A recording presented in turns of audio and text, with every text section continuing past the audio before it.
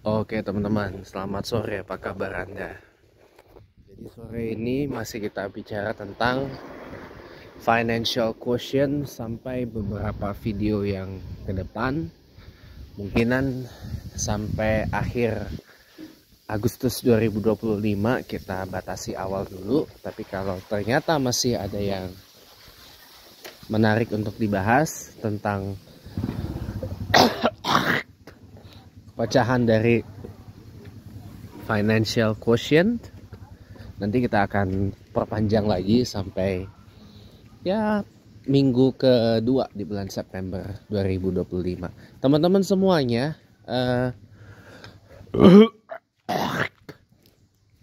sebelum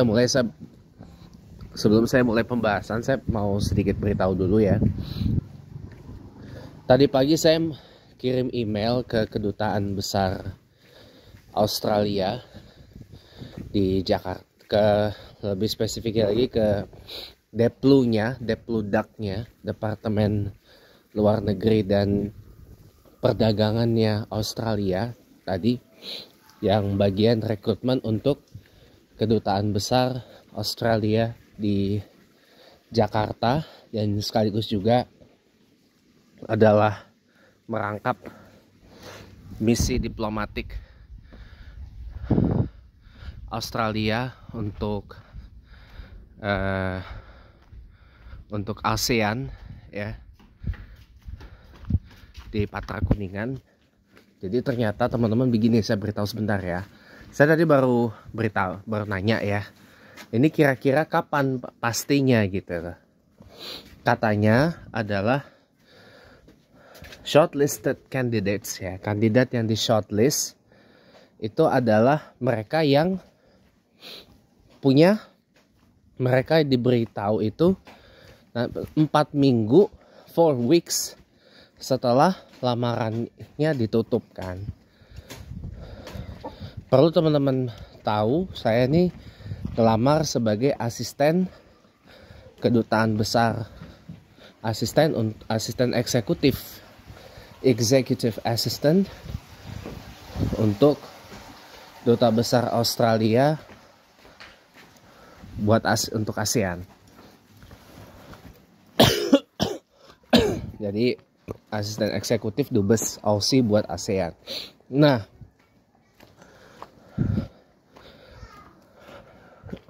kan lamarannya ditutup tanggal 21 Juli 2025 kemarin.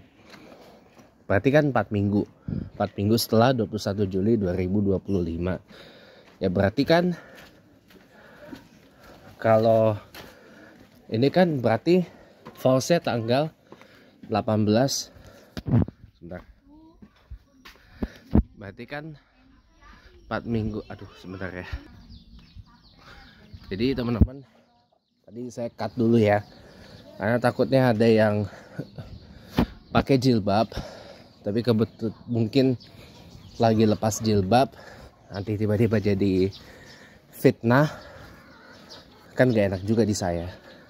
Jadi teman-teman langsung aja ya. Jadi 21 Juli 2025. Kalau sebulan kan berarti 21 Agustus 2025, ya kan? 4 minggu itu sama dengan sebulan. Berarti the possible closest deadline itu 21 Agustus 2025. Cuman saya tadi baru diberitahu bahwa karena saking banyaknya yang ngelamar, jadinya mereka minta waktu.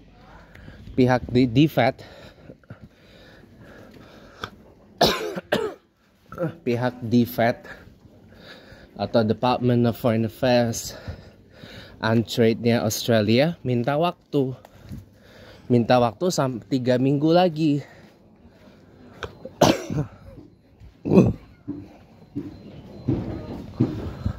Berarti 3 minggu dari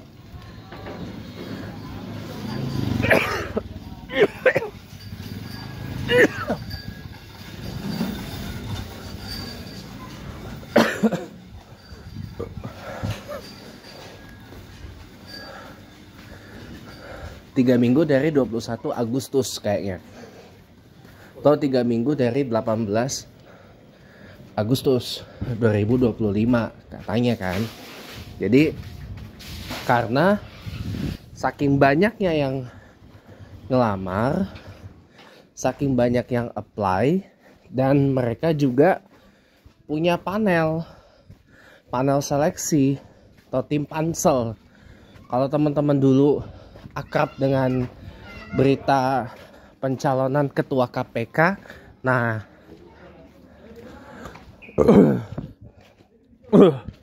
dulu kan ada tim pansel namanya tuh.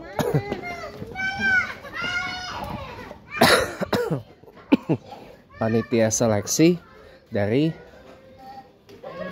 calon ketua KPK. Nah, itu dulu ya. Dulu sebelum revisi Undang-Undang KPK yang terbit di 2019. Di mana KPK menjadi lembaga non struktural yang bertanggung jawab kepada presiden. Itu. Jadi kalau ke KPK dulu itu ada namanya pansel. Nah, itu juga sama. Pihak Department of Foreign Affairs and Trade of Australia itu juga punya tim pansel, panitia seleksi untuk menyeleksi para pelamar gitu. Teman-teman pasti tanya, emang siapa sih yang jadi panselnya atau selection committee siapa aja? Biasanya adalah para ASN-nya Australia. Gak mungkin bukan ASN. Biasanya ASN Australia sama pakar. Karena yang dinilai macam-macam gitu. Yang dinilai, terutama yang dinilai itu biasanya adalah esai, bukan CV-nya, esai dan jawaban dari what you can offer kepada depludaknya Australia gitu. Jadi mereka juga punya tuh tim panitia seleksi untuk itu, teman-teman, untuk urusan itu. Jadi kalau memang mereka jadwalnya ada available, pasti lebih cepat interviewnya, lebih cepat tuh. Cuma karena nggak semuanya available, nggak semuanya jadwalnya ada gitu ya. Nah, inilah yang kemudian menjadi masalah, teman-teman. Jadi makanya mohon dimaklumi gitu. Saya maklum sih, karena memang untuk merekrut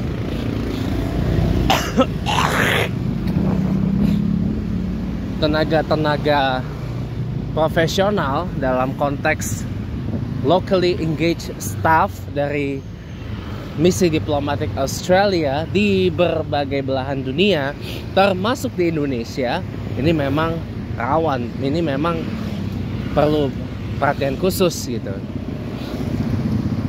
Apalagi misi diplomatik Australia di Indonesia ini tuh besar, teman-teman.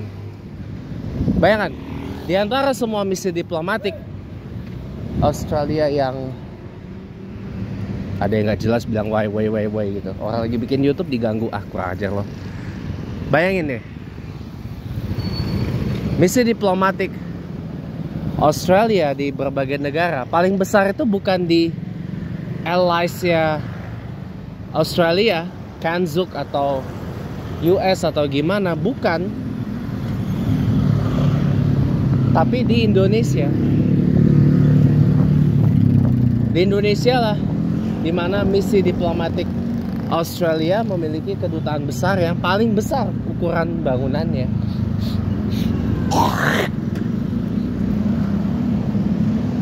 Gitu. Jadi Makanya ini perlu diperhatiin juga gitu, karena mungkin Australia menganggap Indonesia tuh penting. Makanya kenapa dibangun kedutaan besar yang ukurannya lebih besar dibandingkan dengan misi diplomatik manapun dari Australia di berbagai belahan gitu. Jadi memang apa namanya, luar biasa sih ininya, luar biasa sih ininya, apa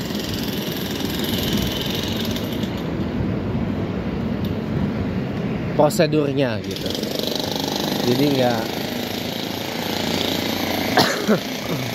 nggak bisa kita main sembarang. Tuh lagi ada perbaikan jalan, perbaikan pipa. Nih rumah gini, kayak gini nih yang saya suka nih, yang international style itu yang saya suka tuh.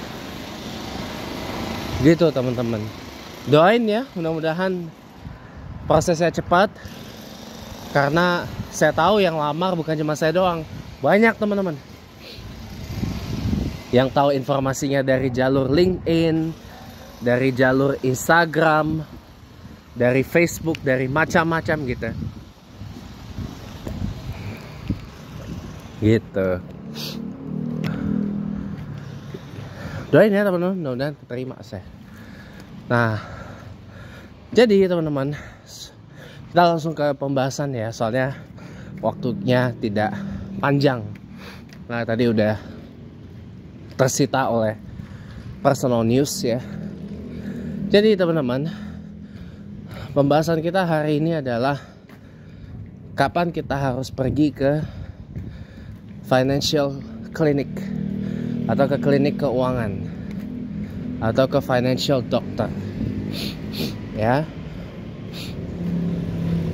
Jawabannya adalah ketika kita benar-benar sama sekali nggak tahu bahwa situasi finansial kita tidak baik-baik saja. Jawabannya adalah ketika kita sama sekali tidak mampu mendiagnosa kondisi finansial kita. Maka saat itulah kita perlu pergi ke yang, aduh susah ini, gimana ya? Iya. Oke, baik. Lewat mana, Cok?